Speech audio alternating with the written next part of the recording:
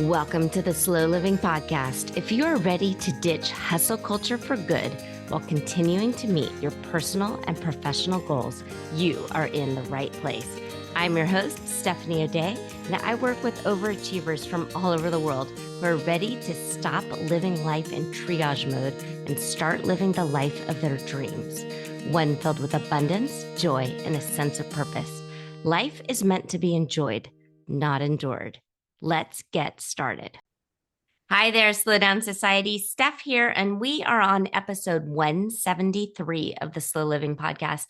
And we're in 2025, and 2025 is the year to reinvent yourself because it's not too late. You are not dead yet. There's plenty of time to do all of the things that you want to do along with the things that you need to do. And that's what slow living is all about. And today I am excited to have Kindal Boyle, a seasoned personal trainer and host of the Fit Women's Weekly podcast. With nearly 20 years in the fitness industry, Kindal brings a refreshing and practical approach to strength training for women. She's passionate about unconventional training techniques, especially the benefits of kettlebell workouts, and holds 2 certifications in kettlebell instruction. Kindal believes in using fitness as a way to enhance our everyday lives, whether it's playing with our kids, tackling a hike, or just simply feeling more confident. She emphasizes health and wellness in a slow, steady, and simple way. And she reminds us that fitness and nutrition, they don't have to be overly complicated to be effective. I am so excited to have her because the stuff she shares is real. So if you have never picked up a weight or a kettlebell before, that's okay, because Kindal is here and she's going to talk us through it. I'm so excited. Thank you, Steph. Oh, I'm thrilled. I'm absolutely thrilled because I think sometimes people think, oh, that's great for other people, but not for me. So, how do you bring strength training into your daily life if you've never done it before? Start small. First off, I think it's over, like you mentioned, I think that with influencers today and social media, everything is so overcomplicated. And it's like, let's just go back to the basics. The fundamentals work. It's all about building consistency over trying to do the next fad or the next big thing, right? So if you're brand new to strength training, start with the simple things.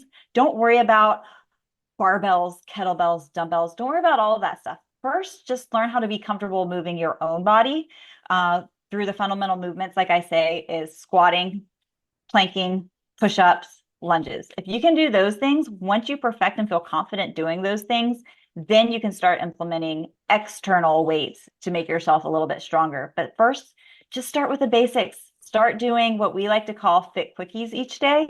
You don't have to go into the gym and do these outrageous 60-minute workouts. If that's not something that you're used to, then you're going to burn out really fast if you try to do that, right? Or it's going to be really nerve-wracking if you've never been into the gym and then you're like, I'm going to go in and try to do these hour-long sessions. You're never going to do it because you're scared to get it done. Yeah. So my husband and I with Fit Women's Weekly, we really create this idea based around a little is better than nothing. So for the newbies out there, it's 10 to 15 minutes a day is a great place to get started. You know, start with just 20 squats, 20 push-ups for a month. Just do that. See how that fits into your life of slow living, and then you could always build onto it. So if someone's hearing this and they're thinking, okay, great, but I have crunchy knees, I can't do a squat. Is that true? Or are they just doing the squat wrong and they actually can learn to do a proper squat? Well, so there's a difference between do you have crunchy knees and it hurts, or do you just have crunchy knees? Because crunchy knees, what the science shows now is if you have crunches and pops and it doesn't hurt, then you're fine. Then that's actually normal. So don't use that as an excuse of, man, when if you guys were to hear me, my clients hear me all the time because I actually film my workouts from start to finish, and you can hear my knees going, but it doesn't hurt when I'm doing it. However, if there is pain when you're doing those movements, then yeah, you're either doing something wrong, which it wouldn't hurt to have a personal trainer that can break things down, because it's most likely that you're doing them wrong because of tight muscles, especially as we get older and we live, a life where we're sitting at a desk all day, you're moving your body the wrong way. Maybe you're a stomach sleeper, so a lot of tightness happens from there. And so we got to make sure that we're working on mobility as well as with your strength training so that you're not putting yourself at risk of injury from the workouts, or you're not putting yourself at risk where you're actually hurting during the workouts themselves.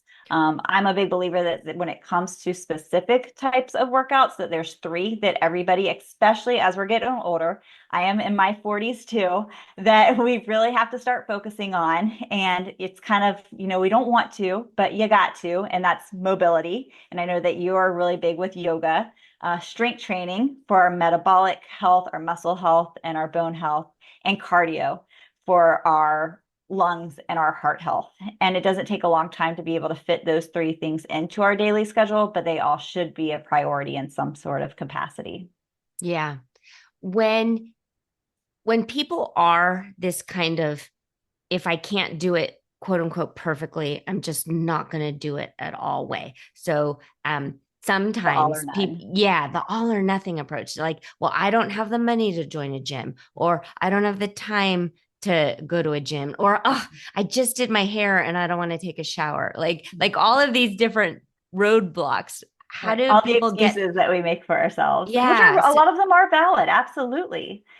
The best way to start getting out of those things is again with the idea that a little is something is better than nothing at all. It doesn't take 60 minutes to improve your body or your health. It could be as much as 5 minutes. I actually film every single week something that we call 5 minute fit quickies, where it's a 5 minute super intense workout. At the end of it, you're going to be sweaty, but that is better than nothing. And you still feel that pride of, I got something done today. As far as, I don't want to get my hair done. Okay, well, break up your set a goal for yourself. I'm going to do 100 lunges today. Maybe mm, that's 10 when you wake up in the morning, 10 before you get in the shower, 10 at lunchtime, 10, after your conference meeting in the afternoon, 10 when you get home from work. And if you break it up like that, you're not breaking a sweat, but you are helping your hip mobility, you're helping your knee mobility, obviously, you're helping your leg strength, and you are accomplishing something for yourself. And then, as far as I don't want to go to the gym, well, that's why there's places like fitwomensweekly.com. Just kidding, you guys, but there are no, lots of different and we will places. link to it. Yeah, with 2020, the good thing about that came out of 2020 was people realizing that they can take care of their bodies in their own turf. They don't have to go to a gym. We don't need gym equipment to be able to move our bodies in any way. You can do that at home without that. Yeah. Okay. So because I'm a dork and I'm trying to envision 10 lunges, is it like 10 on each side? Is it you do a left leg and then a right leg and then a left leg? Or do you do like 10 left legs really quickly and then you do like and then also because again I'm a dork, is it a step forward lunge or is it a step back lunge or does it not matter? I love it. So first off, you do you. You can count your reps however you want to, going from how you like to say, I'm not going to yuck on anyone's yum. But typically when I say, this is what I tell my clients to do. If I'm saying like 10 per leg, then that's how I would say like 10 per leg. If I'm saying 10 lunges, then I'm going to say one on the right, two on the left, three on the right. So it's alternating 10 total. As far as the way that to do it, either lunging forward or lunging back, they are both beneficial. If you have knee problems, then it's most beneficial to go into a reverse lunge. It's a little bit more gentle on the knees, and it does help you target a little bit more of your quads and your glutes. So, Okay. but I think that as if you're healthy and you have no mobility issues, I think that it's important to do both variations. Just like if I tell someone to go walk forward, I think that they should also be able to walk backward sometimes. I think that working those both opposing motions are really important. Just like I think lunging forward is important, lunging backwards is important, and lunging from side to side is also important. Yeah, I agree with that. And one thing that I noticed, and again, because I'm actually in the middle of a yoga certification, so my brain is Oh, in good for all you. yoga all the time. Yeah. But doing standard like weighted lunges or holding lunges for some reason isn't as interesting to me. But if I'm in the middle of a vinyasa flow and it's nonstop lunging, and now I'm in a high lunge and now I'm in warrior two, it's still lunging, but for some reason it doesn't feel in my brain As as monotonous. Yeah, but Yeah. it's still the exact same thing. And then I also noticed, so in yoga, it's a Malasana squat, which is essentially a really wide-legged squat and Okay. going up and down. But also, I know as you're aging, that's one of the first things that physicians want you to do is to be able to get up and down from a Oh, squatting position yeah. without using your hands. Mhm. And so It's actually one I of the best tests that they found of longevity is can you sit down, can you start standing, sit down on the ground, and then come back to standing without using your hands? Yeah. And sometimes depending on your fitness level, you have to do a little bit of a rock. Right. And that's okay. Like that's just data to be like, "Oh, okay, it's January. How is it? Okay, well, let's test Exactly. this again now in February. How is it?" And again, data is data. It's just it is what it is. How you interpret the data is where all of the feelings of inadequacy Right. and stuff comes I from. think it's really, really important to tell people, especially when they're first getting started, is never compare yourself to me, to you, to your neighbor down the street. Everybody has to start someplace and you're on your own journey. So make sure that you are making those markers of yourself, collecting that data so that you can see the results that you're making. You know, you might not see your body changing overnight, right? You might not notice that your waist is slimming, or if you're trying to lose weight, you might not notice that. But if you have some sort of progression test of some sort of workout that maybe you do every Friday, the first Friday of every month, or you're doing the sit down stand up test and you retest that every 4 weeks, those are results that you're going to see pretty fast. And that in itself is going to help keep you going because you're like, oh, the hard work is paying off. And then from that, as long as you're consistent, you'll see the other results start to show too. Those just take a little bit longer time sometimes. Yeah, I'm glad you brought up like a waist size or perhaps losing weight because I so I was born in 76. So lived through the 80s and the 90s of the Jane Fonda workout and Oh, yeah. Suzanne Summers and the Thigh Master and all this stuff. And I think we were raised and with this kind of thought that working out is to lose weight. And Right. if you are not losing weight and if the scale isn't immediately gratifying to you, one, you're doing it wrong, or two, It's a waste of your it's a time. waste of time. Yeah. Yeah. And that's absolutely obviously not the case. I don't dismiss the idea because same with you. And if I would be lying if I didn't say that I got started for that same reason. I started my whole fitness journey when I was 19 years old because I gained about 40 pounds in one college semester.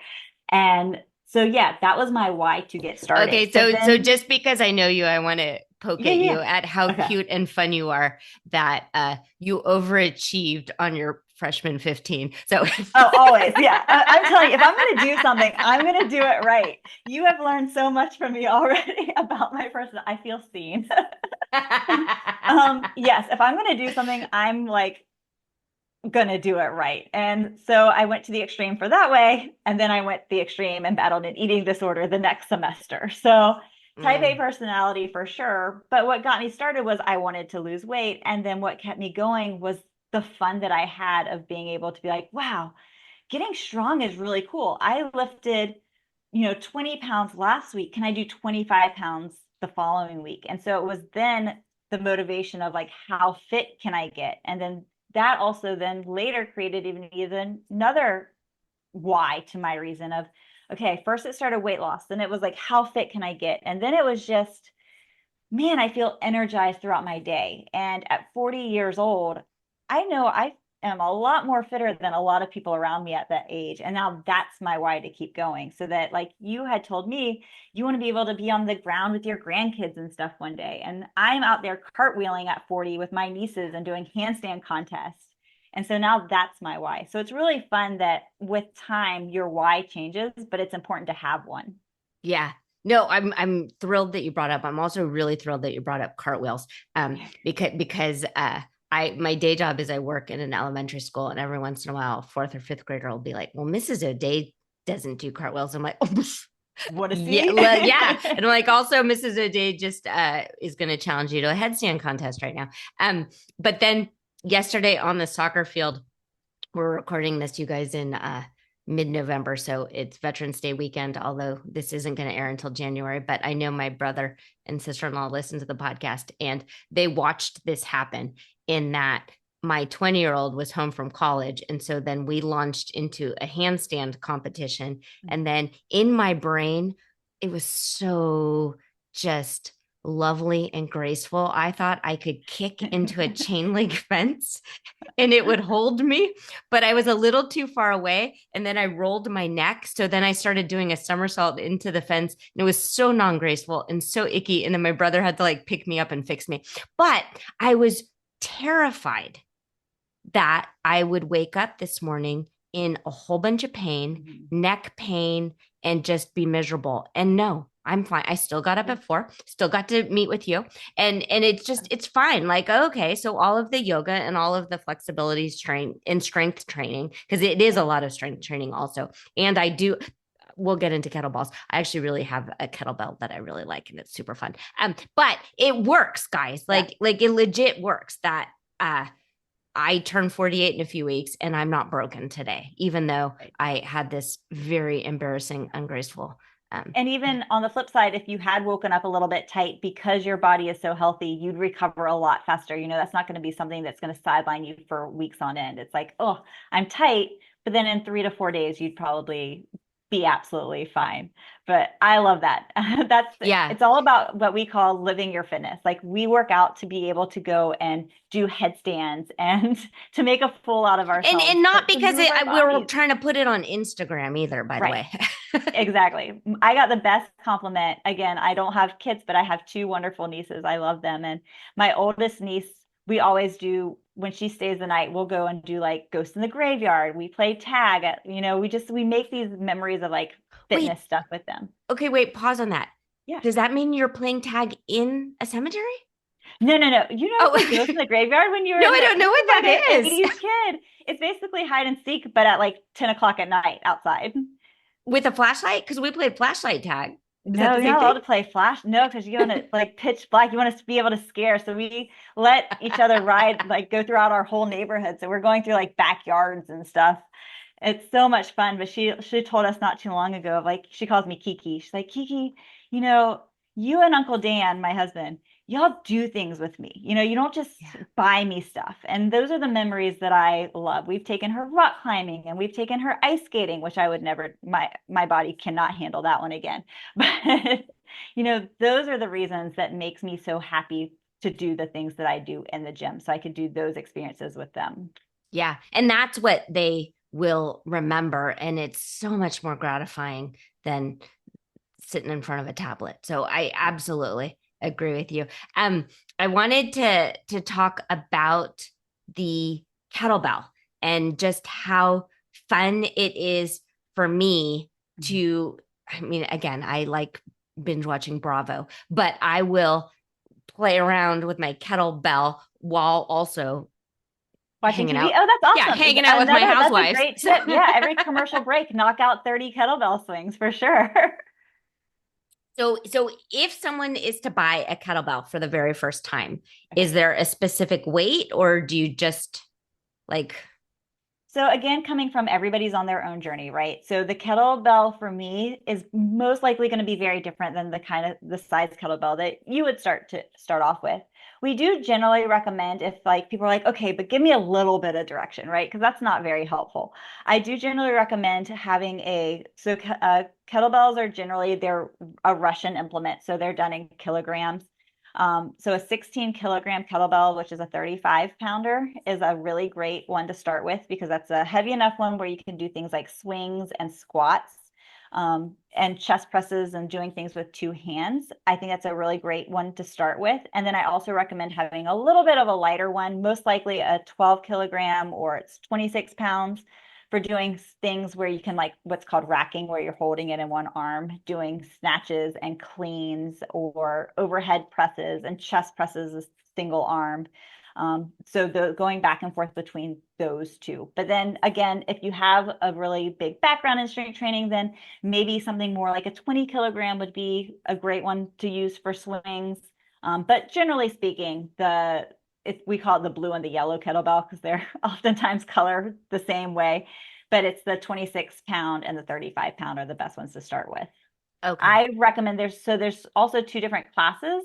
There's what's called a competition kettlebell style, where every weight is kind of the same size. So if you've ever seen kettlebells online or on social media and people are throwing them around and they're kind of more steel and they look really big, those are competition kettlebells, where even like a 5 pounder looks like a 35 pound. It's a special shape. And then there's the cast iron ones, which are black and they get bigger as the weight goes up.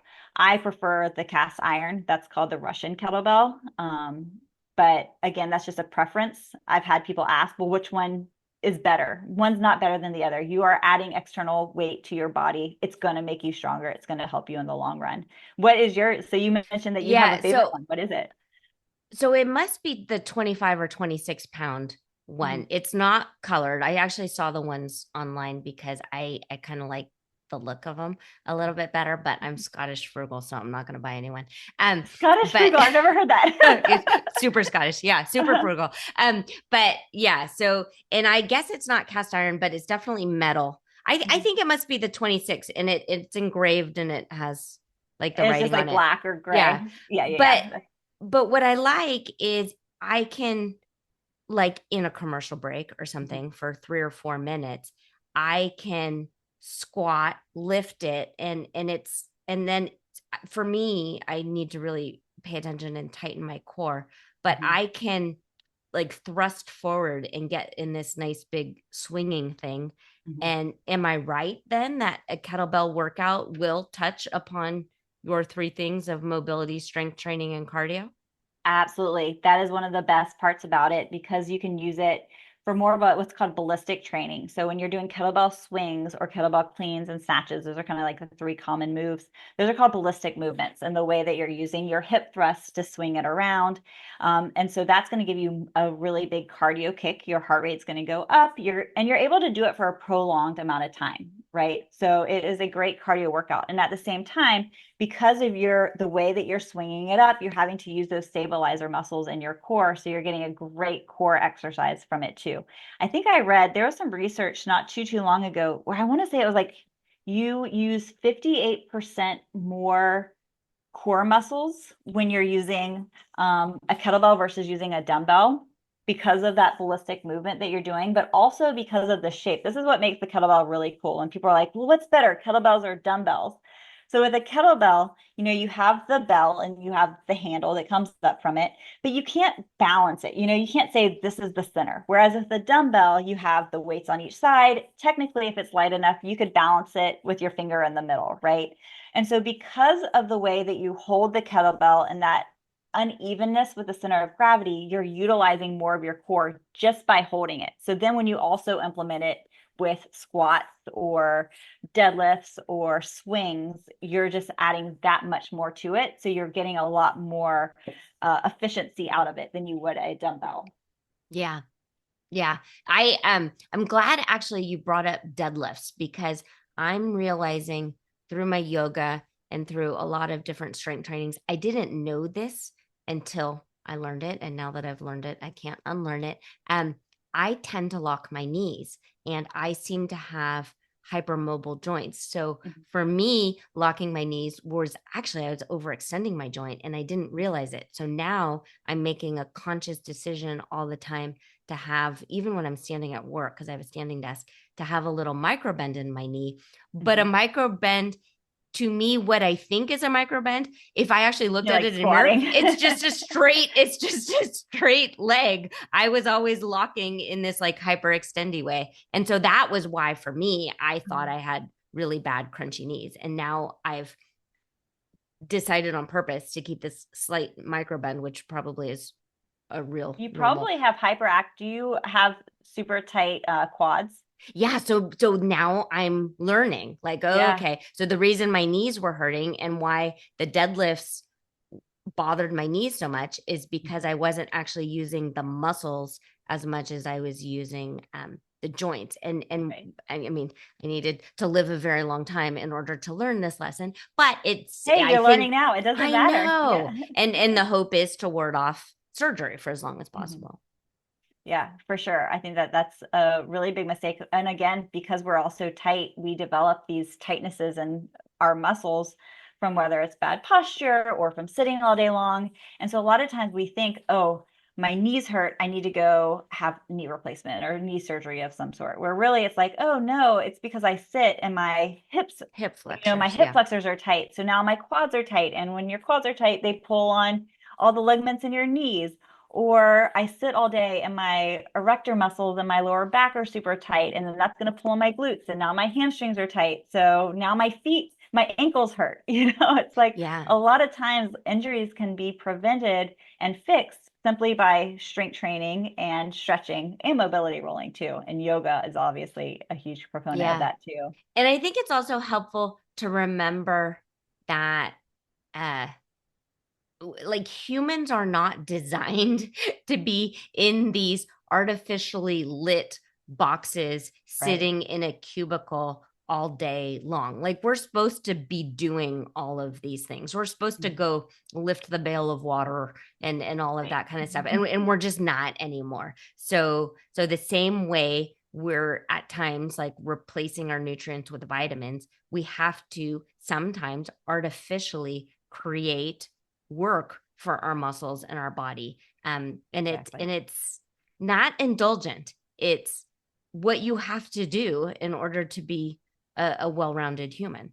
Right. And sometimes I think, like, obviously, I think that that's really important. I am kind of a little bit nervous and curious to see what happens now that, stand-up desks are huge. And I think that's so important. And I think it's great that most jobs now are offering that stand-up desk, where like you can put it up or pull it down, and that walking pads are becoming really big. I just don't want people to rely on the walking pad for their movement because while that's great to be able to fit it in there, that's still not our natural gait, right? Like walking and running on a treadmill is great for your exercise and to be able to add some extra movement into your day. But if you're able to still get outside, get the sunshine on your skin, and walk naturally with your feet moving forward. Whereas, with the treadmill, the belt is moving, you're staying stationary.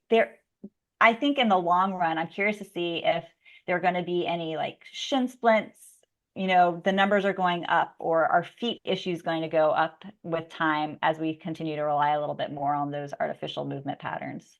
Oh, that is interesting. So what is your thought on, I mean, so if you're listening to this, we'll link to it, but because it will have already aired. I was on Kindle's uh podcast and we were talking about bullet journals and checklists and that kind of stuff. What is your thought on people who like put 10,000 steps a day and do this and do that. And they're just checking off and have the idea, well, I drank my water, I took my vitamins, I did my steps. It's good enough.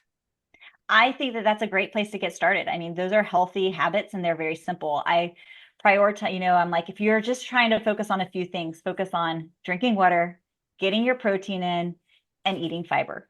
Like, Okay. make those things priorities. And if you can do that, awesome. And then setting little fitness goals for yourself. My husband and I do that for each other every single month. We sit down and go, what are you working on? I know that right now he's working on getting 50 burpees every day for the month of November. That's his goal. It's something fun. And he's not doing that for the long run, but 50 burpees a day, every day of the week, it takes him less than 5 minutes to do that. But when you think about, was that 5 times 7, that's 350 burpees a week, 700. So that's like 1,400 burpees by the end of the month. So that's going to have a Yeah. really big impact on his overall fitness by the end of it. Me personally, I have chosen on Tuesdays and Thursdays to work on parallettes to get a little bit stronger with my calisthenics. I don't know what Yeah. that is. They're basically it's like a gymnastics tool. Like parallel bars, like the guys work on. It's kind of like a set of parallel bars, but they're only about a foot off of the ground and about foot and a half wide. So you Okay. do like V-sits and you can do handstands on them. Great for mobility. It's amazing core. It's great for your shoulders. But I've been putting it off for years because it's a new skill. And like we've talked about Yeah. before, sucking at stuff or being afraid to do new stuff isn't fun, right? Yeah. So I'm like, all right, for the month of November, I'm going to do it. So I have it in my own bullet journal Mm-hmm. like I showed you, like I have my little Yeah. daily list and it says parallettes on Tuesdays and Thursdays. And so it just helps me stay accountable with it. So I think that if that's how you're motivated, then absolutely make Yeah. yourself some sort of daily Yeah. goal like that. So now we're in, when this airs, we'll be in 2025. And so if someone's idea is fitness or health or some large goal like this, how do they keep themselves from going all in too big, too fast, and then burning out and giving it up? Yeah. I I'm like I said, I've said it multiple times now. A little is better than nothing. So instead of going in with this all-in mentality of, all right, January 1st, I'm going to work out 5 days a week and I'm going to eat only 1,500 calories and I'm going to track every single bite that I put in. That's overcomplicating it. You're going to burn out. And your first week that you don't succeed at the 5 workouts, the first thing that you think to yourself is, I can't do it. I'm a failure. Why did I even try? And so you just give up, right? And that's natural. Like I get that. It sucks when you're not able to hit your goals. So I'm a big believer of you start small, simplify it because you can always add on to it. So if your life is super busy, say to yourself, I'm going to make it a goal to work out just 2 times starting in January. Make it a priority, schedule it into your book, what days, but also allow yourself the flexibility so that because it is only 2 days, if you wanted to do Monday and Wednesday, but then something happened on Wednesday, you have that ability to move it to Thursday. Everything doesn't have to be so black and white. Allow yourself a little bit of movement and flexibility with that. And then after a month, and you're like, wow, I was able to fit in 2 days per week for that full month. That's a win. And then maybe you can say, all right, I was able to do that. Now in February, I'm going to do 3 days a week. And then after you do that, maybe you say 3 days a week is perfect. I feel like I'm getting stronger. I'm getting results. Stay there. But if you wanted to add to it, you could. But start smaller. You can always add versus doing too much, feeling like a failure and just giving up. Absolutely. Ah, that's perfect. And I think that is essentially everything that we teach and talk about here on the Slow Living Podcast. Kindle, thank you. Thank you so much for being here. We will link to all of your things. We'll link to the podcast episode that you and I did together. And I am just so thrilled that I got to meet you. And thank you for being here. Me too. Thank you so much, Steph. That was great. I've enjoyed, we've gotten to talk now for 2 hours. I love it. Thank you so much. All right. And yeah, if anybody ever has any questions listening, whether you decide to come try Fit Ones Weekly or not, please feel free to reach out to me, ask me questions. And the biggest piece of advice I want to give real fast for anyone starting their journey is film yourself. Don't be afraid to set up the camera real fast. Film yourself doing your lunges or your push-ups because just like you said with your deadlifts, you didn't realize that you were doing it incorrectly. So it's not for social media. You don't need to post it on your reels, but just, set up your camera, see how things are doing. And if you do have questions about it, feel free. You can shoot me your videos and I'll give my feedback as well. Oh, that's what a lovely and generous offer. Thank you. Absolutely. All right, Slow Down Society. Like always, I think you're amazing and wonderful, and I am super proud of you. Thank you for being here, and I will talk to you again next week. If you are ready to start living slowly and ditch the hustle mindset for good, reach out to me. I'm a real person, and you can track me down online at stephanieodea.com. Also, if you found value in this podcast, please share it with your family and friends and tag me on Instagram at Stephanie O'Day. While you're at it, go ahead and leave a positive review on your favorite podcast app. The more we share, the more people we can reach and share the slow down lifestyle and messaging. Thank you, Slow Down Society, and have a great day.